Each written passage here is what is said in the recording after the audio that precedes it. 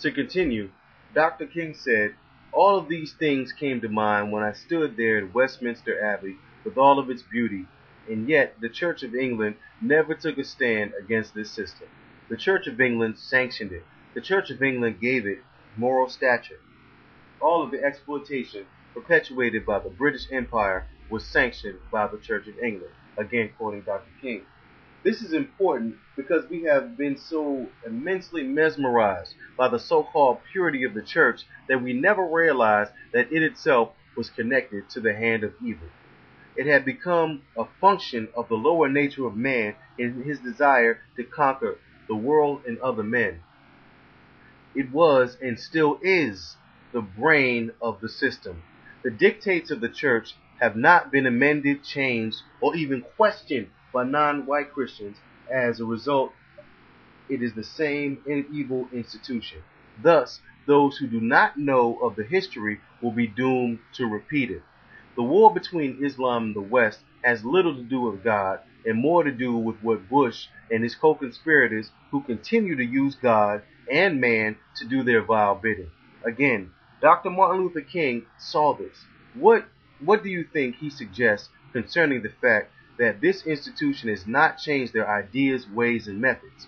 More importantly, what would he say about us who have not changed our ideas, ways, and methods and continue to worship the beast? I say let us learn from our strategy. If you can't beat them, change them. If you can't change them, then leave them alone altogether.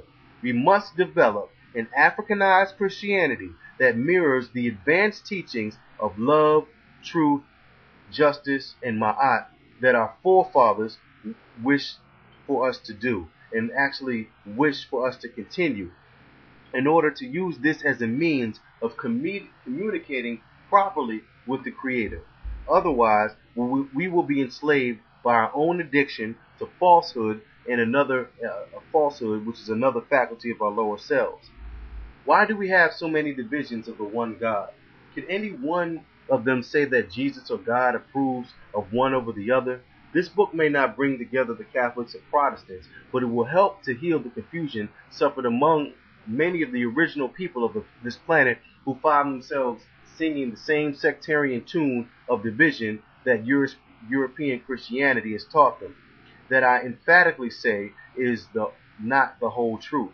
Again, I do not go into vast details into the history of the church. I just covered one of the major events that have forever changed the understanding of Christ to the detriment of mankind. Some literature one can obtain that will really put a nail in this coffin and discuss the spiritually oppressive version of religion as it's been given to us by our European slave masters is Destruction of Black Civilization by Chancellor Williams and Stolen Legacy by Gerald Massey. So, let's get to the next portion. How do we Africanize this religion? We use the truth to obliterate the lie, and we support churches who promote this message. If there, one example was sort of like what Jeremiah Wright was saying. It's sort of like he's incorporating that type of black liberation theology. So the good news is that it's already underway. We need to actually begin to now strategize and use the skills of the people that are in these churches to move forward. All right. If there are none, then we make them. But the good news, like I said, there are some. However, many of us are ready and see the need for this transformation. The President of the United States attended such church, so I know with absolute certainty that there are more preachers and congregations like that who will be open to this message, if not certain members of the congregation and the youth. We must also be careful not to scare those who fear their own inner potential. Like the children of Israel wandering in the forest, some of the elders whose wisdom has been compromised by their experience just had to die off before the children, unscarred by those past experiences, could continue. The truth has been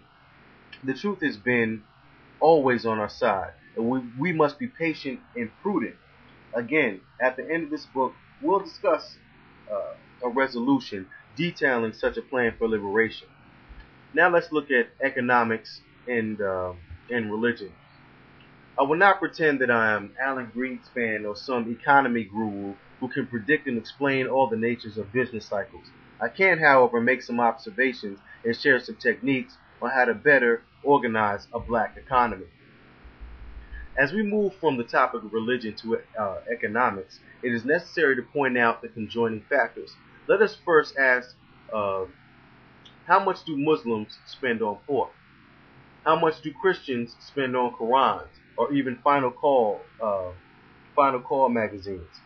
How much do Chinese spend on fried chicken and collard greens? In most cases, the answer is either none or extremely little. Certainly not enough to establish a market. The point that I'm making is that culture dictates spending habits. Let's now rearrange these questions. How much do Christians spend on pork, fried chicken, and collard greens?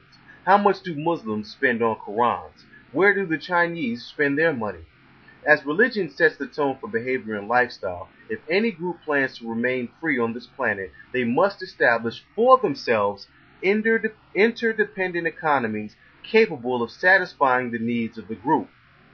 It has been said over and over that African Americans need to spend black dollars in black areas with black businesses. I hate to sound like a broken record, but this is the simple truth. The reason we need to repeat ourselves on this subject is that we have yet to fully comprehend the correlation between religion and economy. The solution is understanding and respecting our culture.